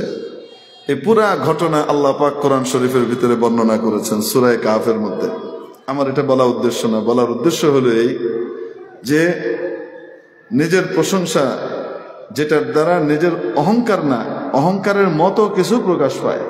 হযরত মুসা কোনো অহংকার করেন নাই, অহংকারের লেশ মাত্র ওনার মনের ভিতরে ছিল না, কিন্তু অতটুকুর কারণে আল্লাহ পাকড়াও করেছেন। কেন? অনেক কাছে, তাই পাকড়াও করেছেন। আমি আপনি হলে কিছুই বলতেন না, আল্লাহ দূর, এটারে কি ধরবে, তো গনার বাইরে।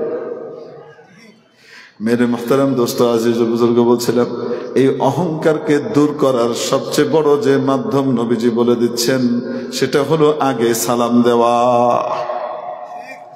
আগে সালাম দেয় যে তাকে আল্লাহ পাক কি করেন? অহংকার থেকে পরিপূর্ণ কি করে দেন? মুক্ত করে দেন, মুক্তি দিয়ে দেন। আল্লাহ পাক অহংকার মুক্ত করে দেন। আল্লাহ পাক আমাদেরকে আগে আগে সালাম দেবার তৌফিক দান করেন, আমিন। এই অহংকারের বহিঃপ্রকাশ হাঁটার ভিতরেও যেন না হয়। যারা রহমানের বান্দা হবে তারা অত্যন্ত নম্রভাবে হাঁটবে, বিনয় প্রকাশ করে হাঁটবে, তাদের হাঁটার মধ্যে কখনো অহংকার প্রকাশ পাবে না।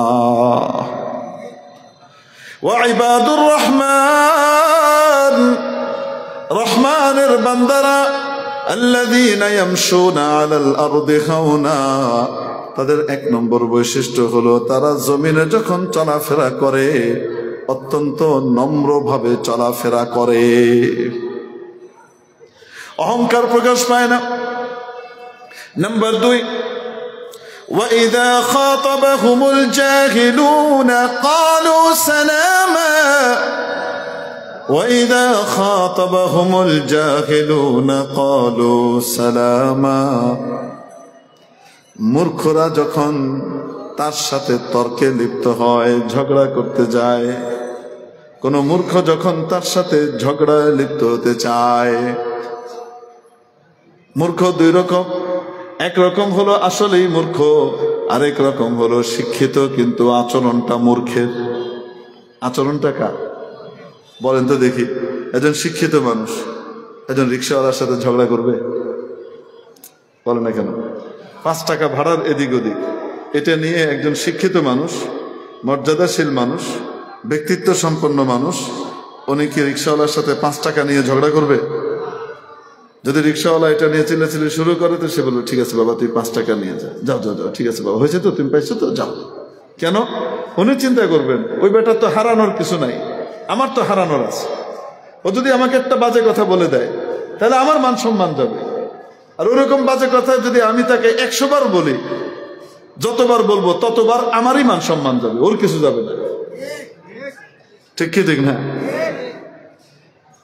তো শিক্ষিত মানুষও যদি মূর্খের মতো আচরণ করে, বাজে কথা বলে, বাজে ভাবে কাউকে কটাক্ষ করে, আল্লাহ বলেন রহমানের বান্দারা কি করে? পাশ কাটিয়ে চলে যায়।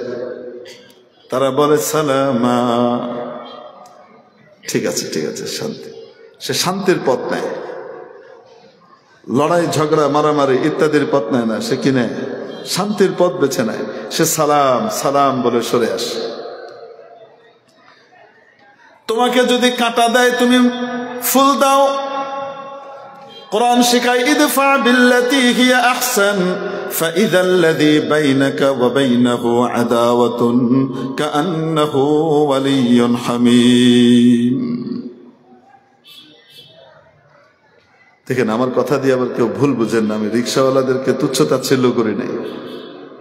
রিক্সাওয়ালাদের ভিতরেও অনেক মানুষ এত ভদ্র, এত মার্জিত, এত বুদ্ধিমান, এত বিবেকবান থাকে এবং এত সহৃদয় থাকে।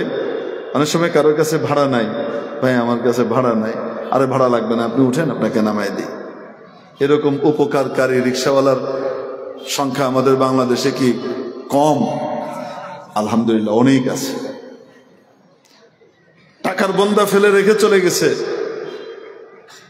আরোহী ব্যাগ ফেলে রেখে চলে গেছে ভুলে, ব্যাগ খুলে দেখে টাকা, লাখ লাখ টাকা, গিয়ে তার বাড়িতে গিয়ে আবার পৌঁছায় দিয়ে আসছে ফিরে গিয়ে। রিক্সাওয়ালা যদি এটা নিয়ে চলে যেত, রিক্সাওয়ালাকে কি খুঁজে পাওয়া যেত? এরকম আমানতদার রিক্সাওয়ালাও আমাদের দেশে আছে না নাই? আলহামদুলিল্লাহ আছে। কিন্তু সমাজ এই পেশাটাকে ওরকম উন্নত হিসেবে দেখে না। যদিও ইসলামের দৃষ্টিতে পেশা যদি হালাল পেশা হয়, তাহলে সেই পেশার মূল্য অনেক বেশি। হারামের পেশা যত উন্নতই হোক না কেন, তার কোনো দাম নাই, হালাল পেশার দাম অনেক বেশি। তো আমার কথা দিয়ে কেউ যেন আবার ভুল না বুঝি যে রিক্সাওয়ালাকে আমি কি করছি, ছোট বলছি না। আমি আমাদের সমাজ দিয়ে বলছি। কারণ অনেক সময় এমন হয়, অনেক রিক্সাওয়ালা ভাই থাকে, যেহেতু গতর দিয়ে খাটার কারণে ঘাম টাম ঝরে, রোদ বৃষ্টি ঝড়ের ভিতরে খাটতে থাকে, তাই দিমাগ অনেক সময় ঠিক থাকে না, খাওয়া দাওয়া পেটে নাই, তার উল্টাপাল্টা কথাবার্তা বলে, রেগে যায়। এরকম আছে না নাই? রেগে যায়, এরকম আছে। কিন্তু তাই বলে আরেকজন শিক্ষিতও কি তার ওজরটা না বুঝে তার সাথে ঝগড়া করবে? ঝগড়া করবে না। যদি ঝগড়া করে, তাহলে মানুষ বলবে যে ভাই, আপনিও তো সেই একই লেভেলে আইলেন, আপনি 5 তলা বাড়িতে থেকে লাভ কি হলো? বলবে কি বলবে না? এজন্য ইসলাম শিখায়, কেউ যদি তোমার সাথে খারাপ আচরণ করে, তুমি ভালো আচরণ করো। তোমার সাথে খারাপ আচরণ করলে তুমি ভালো আচরণ করো।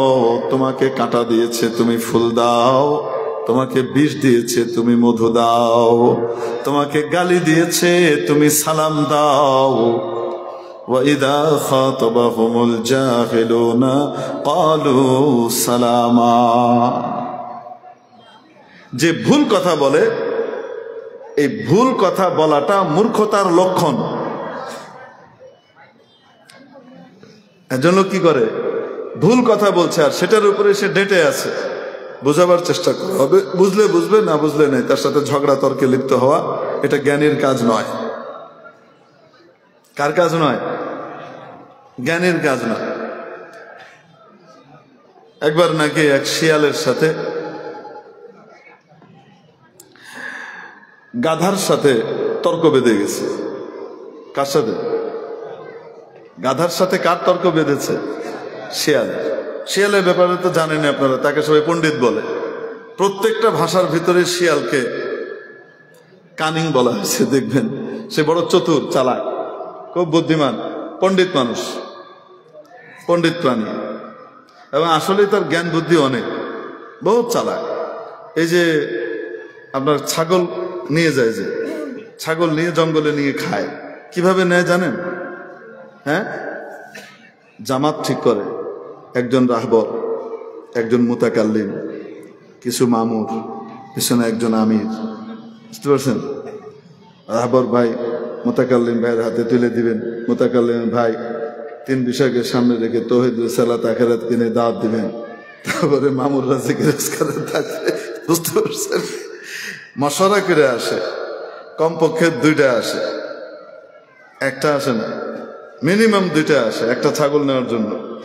এসে করে কি, একটা এরকম ওই যে খোঁটা আছে না, যে খোঁটা লাগাই দিছে ঘাস খাওয়ার জন্য, ওই খোঁটাটা উঠায়, খোঁটাটা উঠে একটা ওই খোঁটাটা মুখে নিয়ে রাখে, আর আরেকটা গিয়ে ছাগলের কান ধরে, এরকম করে কান আস্তে করে কামড় দেয়, খুব জোরে না, যে ব্যাঁ ব্যাঁ করবে, হালকা করে কামড় দিয়ে আদরের মতো করে দিয়ে আস্তে করে টানতে থাকে, আর ছাগল তার লগে লগে যায়। আর আরেকটা কি করে, ওই খোঁটা ধরে যায়। কেন? খোঁটা মাটিতে পড়লে যদি ঠন ঠন ঠন ঠন করে আওয়াজ হয়, আর ছাগলের মালিক যদি টের পেয়ে যায়, আচ্ছা বলেন তো দেখি, বোকা না বুদ্ধিমান? অনেক বুদ্ধিমান। এবং ছাগল, এই যে শিয়াল কাঁকড়া খায়, কিভাবে কাঁকড়া খায় দেখেছেন? দেখেন নাই? সাগরের পাড়ে বা কোনো জায়গাতে কাঁকড়া কোথায় থাকে? গর্ত করে, গর্ত করে ভিতরে থাকে। শিয়াল গিয়ে করে কি, লেজ দেয়, লেজ দিয়ে এরম এরম করে খোঁচায়, কাঁকড়ার গর্তের ভিতরে এরম করে কি করে, এরম করে খোঁচায়। খোঁচানোর পরে যেমনি কাঁকড়া তো মেজাজ খারাপ, গরম, গরম হইলে কিন্তু ধরা খাইতে হয়। হ্যাঁ, পট করে যে কামড় দেয়, কামড়টা দেওয়ার সাথে সাথে শিয়াল একটা টান মারে তার লেজটাকে যে টান মারে, সে এমন ভাবে টান মারে, তার একটা মাপ আছে, কাঁকড়াটা ঠিক উপরে ওঠার পরে ছুটে যায়, মানে লেজটা টান দিয়ে উঠে ঠিক এই জায়গাতে এনে একটা ঝাড়া দেয়। তো ঝাড়ার কারণে লোমশ তো গ্রিপ খুব ভালো করে হয় না, তো ছুটে যায়, ছুটে গিয়ে কাঁকড়া ঠিক শিয়ালের মুখের সামনে পড়ে, আর শিয়াল সাহেব আল্লাহুম্মা বারিক লানা ফিমা রাযাকতানা ওয়া কিনা আযাবান্নার, বিসমিল্লাহ আলা বারাকাতিল্লাহ, এই কাম করে। তো শিয়াল তো বুদ্ধিমান প্রাণী, সব ভাষার ভিতরে। এখন ঘটনা বুঝাচ্ছে আর কি, এটা আসলে তো ঘটনা এরকম না, কিন্তু বোঝাবার জন্য অনেক সময় কি করতে হয়, হ্যাঁ, বিষয় বলতে হয়। উদাহরণ, শিয়ালের সাথে নাকি গাধার তর্ক লেগেছে। গাধা বলছে আকাশ লাল, শিয়াল বলে দেখ আকাশ নীল, গাধা বলে দেখ আকাশ লাল, শিয়াল বলে আকাশ নীল, আকাশ লাল। এরকম খুব কি চলতেছে, তর্ক চলতেছে। শেষে বলছে যে আচ্ছা ঠিক আছে, চলো আমরা কার কাছে যাই, সিংহের কাছে যাই, রাজামশাইয়ের কাছে যাই, উনি কি করবেন, ফয়সালা দিবেন আকাশ লাল না নীল। যাওয়ার পরে সিংহ সব শোনার পরে ছাগল রে, এই শিয়াল রে থাবড়া একটা দিছে, শিয়ালের কান পেড়ে গেছে, এক থাপ্পড় মারছে, শিয়াল উড়ে গেছে। আর ওদিকে গাধা বলতেছে দেখেছিস আমারটা ঠিক, আকাশ লাল। গাধারে কিছুই বলে। এখন বাঘ জিজ্ঞেস করতেছে সিংহকে, আচ্ছা শিয়াল তো ঠিকই বলছিল যে আকাশ নীল, উল্টা তো গাধা করছে, তা আপনি শিয়ালকে থাপ্পড় দিলেন কেন? থাপ্পড় দিয়েছে এই কারণে, সঠিক বেঠিক না। শিয়াল এরকম পণ্ডিত হয়ে গাধার সাথে তর্কে লিপ্ত হইল কেন? এর লিগে থাপ্পড় দিছে। এজন্য ইমানদার যারা হবে, আল্লাহর প্রিয় বান্দা যারা হবে, যত্রতত্র ঝগড়ায় লিপ্ত হবে না। মূর্খরা তার সাথে মূর্খের মতো কথা বললেও, মূর্খচিত আচরণ করলেও সে নিজে মূর্খের মতো আচরণ করবে না, সে শান্তির পথ বেছে নেবে। ওয়াইদা খাতাবাহুমুল জাহিলুনা ক্বালু সালামা। এজন্য বললাম ভুল কথা যেটা, এই ভুল কথা মূর্খতার একটা আলামত। ভুল বুঝ, এটাও এক ধরনের মূর্খতা হিসেবে কোরআনে কারিমের ভিতরে কি করা হয়েছে, তাবির করা হয়েছে। ব্যাখ্যা করব না, ব্যাখ্যা করতে গেলে আবার লম্বা চড়াভাবে ব্যাখ্যা করতে হবে, না হলে আবার এটার ভিতরে ভুল বুঝাবুঝি হয়ে যাবে, উল্টা বুঝবে মানুষ। قالوا يا نوح إنه ليس من أهلك ইন্নাহু আমালুন গায়রু সালিহ فلا تسألني ما ليس لك به علم إني أعظك أن تكون من الجاهلين আল্লাহ পাক হযরত নূহ আলাইহিস সালামকে নসিহত করছেন। কোন প্রেক্ষিতে নসিহত করেছিলেন? উনি বলেছিলেন ইন্নাবনি মিন আহলি ওয়া ইন্না ওয়া'দাকাল হক ওয়া আনতা আহকামুল হাকিমিন, এই কথাটা বলেছিলেন। এবং আল্লাহ পাকের উদ্দেশ্য আহাল দিয়ে ওইটা ছিল না। এজন্য আল্লাহ পাক বলছেন যে আপনি এমন কিছু আমার কাছে চেয়েন না নূহ যেটা পরিপূর্ণ ইলম আপনার নাই, আমি আপনাকে পুরো ইলমটা দেই নাই, এখনো কিছু বাকি আছে। আমি চাই আমি আপনাকে নসিহত করব যে আপনি কি করেন না, মূর্খদের অন্তর্ভুক্ত হয়েন না। এজন্য চাই বিল ফেল জাহিল হোক, চাই বিল কুওয়া জাহিল হোক, ওয়াইদা খাতাবাহুমুল জাহিলুনা ক্বালু সালামা। আজকে যদি আমরা সমস্ত মুসলমানরা শুধু এই জিনিসটাকে ফলো করতাম, এটা নিয়ে ওটা নিয়ে বিভিন্ন জিনিস নিয়ে, দুনিয়াবী জিনিস নিয়ে বা ধর্ম নিয়ে পরস্পরের ভিতরে দলাদলি, মারামারি, হানাহানি, ঝগড়াঝাটি না করতাম, বরং ভদ্রভাবে প্রত্যেকের কথার জবাব দিতাম। কারণ হক কথা তো বলতে হবে, কিন্তু হক কথা হক পন্থায় বলতে হবে, সুন্দরভাবে বলতে হবে, লজিক্যালি, যুক্তি দিয়ে, কোরআন সুন্নাহ দিয়ে, দলিল দিয়ে বলতে হবে।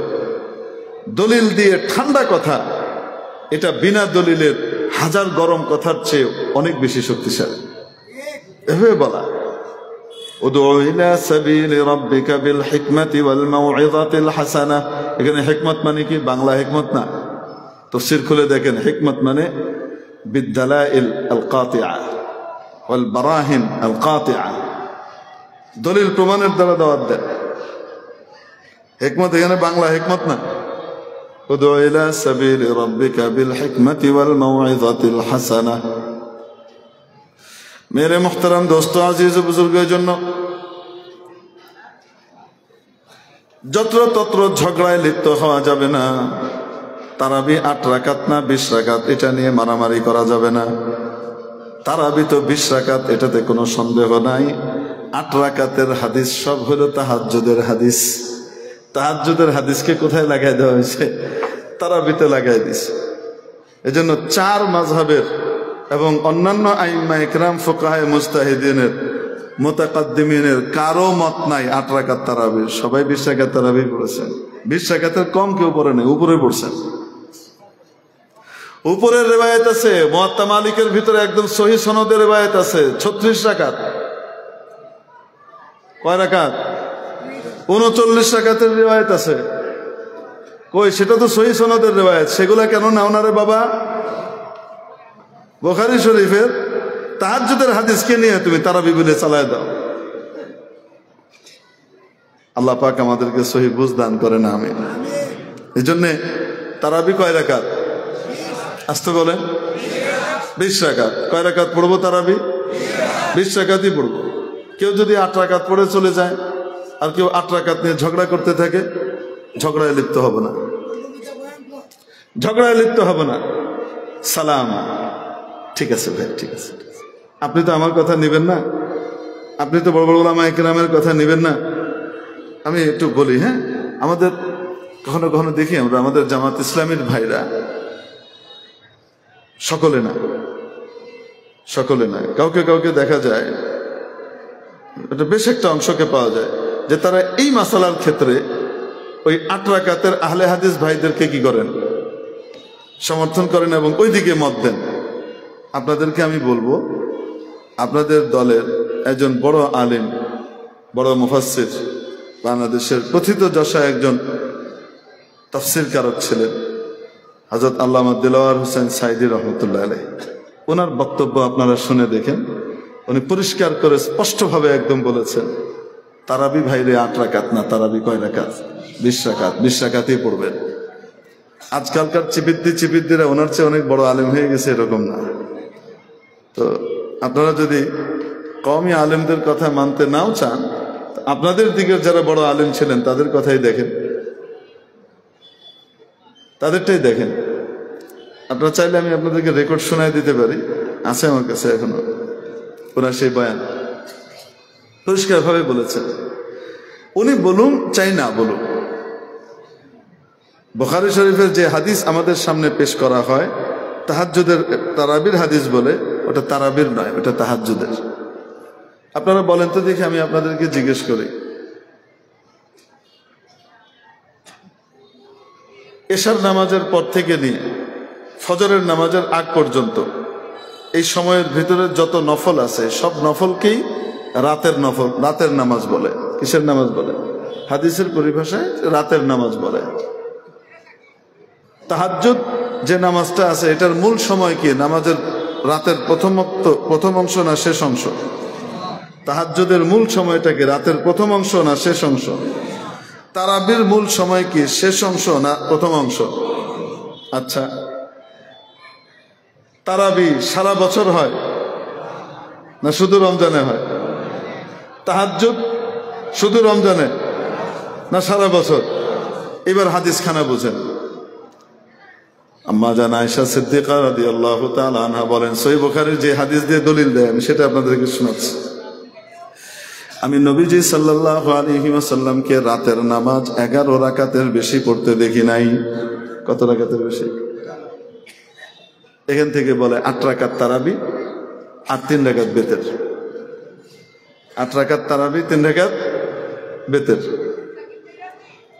এই যে তারাবির হাদিস, রাতের নামাজ, তারাবিও তো রাতের নামাজ। অতএব রাতের নামাজ কয় রাকাত, তারাবি কয় রাকাত? 8 রাকাত। দলিল পাওয়া গেল। হাদিসটা কিন্তু এখনো শেষ হয় নাই। আম্মা জান আয়েশা বলেন, ফি রমাদানা ওয়া ফি গায়রিহি, রমজানেও রমজানের বাইরেও। রমজানের বাইরেও নবীজিকে আমি 11 রাকাতের বেশি পড়তে দেখি নাই। 3 রাকাত বেতের হইলে বাকিটুক কত?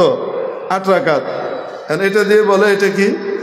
তারাবির হাদিস। আপনি বলেন যে নামাজ রমজানেও হয় রমজানের বাইরেও হয় সেটা তারাবি? সেটা কি? আসতে বলেন, সেটা তারাবি না তাহাজ্জুদ? তাহাজ্জুদ। তাহাজ্জুদের হাদিস কে এনে লাগাই দিচ্ছে কিসে? তারাবির ভিতরে। আল্লাহ পাক আমাদেরকে এই সমস্ত খুঁটিনাটি বিষয় নিয়ে, এগুলো আসলে খুব খুঁটিনাটি না, আসলে বড় বিষয়। তারপরেও উম্মতের ভিতরে যেন ইখতিলাফ না হয় সেদিকে খেয়াল রাখা এবং সুন্নাহ অনুযায়ী আমল করতে থাকা। 20 রাকাত তারাবি 20 রাকাতই পড়বো। কেউ যদি 8 রাকাত পড়ে চলে যেতে চায় তার সাথে পিটাপিটি মারামারি করা আমাদের কাজ নয়। সে ঝগড়া করতে আসলো, ভাই বড় বড় ওলামা ইকরাম আছেন, আসেন চলেন। দরগা মাদ্রাসা ওলামা ইকরাম আছেন, আঙ্গুরা মোহাম্মদপুরে ওলামা ইকরাম আছেন, সিলেটে বড় বড় ওলামা ইকরাম আছেন, চলেন আমরা হুজুরদেরকে জিজ্ঞেস করি। আমি তো আর অত হাদিস বুঝি না, যারা হাদিস পড়াইতেছেন 50 বছর 60 বছর যাবৎ বুখারী শরীফ পড়াইতেছেন, চলেন ওনাদের কাছে যাই, ওনাদেরকে আপনি বুঝাই দেন। আমাকে বুঝাই তো লাভ নাই, আমি তো সাধারণ মানুষ, আমাকে বুঝাই তো লাভ নাই। চলেন যাই, বড় আলেমদের কাছে যাই, দেখবেন আপনি লেঙ্গুরটা তলে দিয়ে যে বাগবে আর সামনে আগাবে না, সেখানে মুখোমুখি হবে না। আল্লাহ পাক আমাদেরকে এই সমস্ত বিষয় নিয়ে বিভেদ এবং ঝগড়াতে জড়ানোর পরিবর্তে উম্মার ঐক্যকে সুন্নাহর ভিত্তিতে ধরে রাখবার তৌফিক দান করেন, আমিন।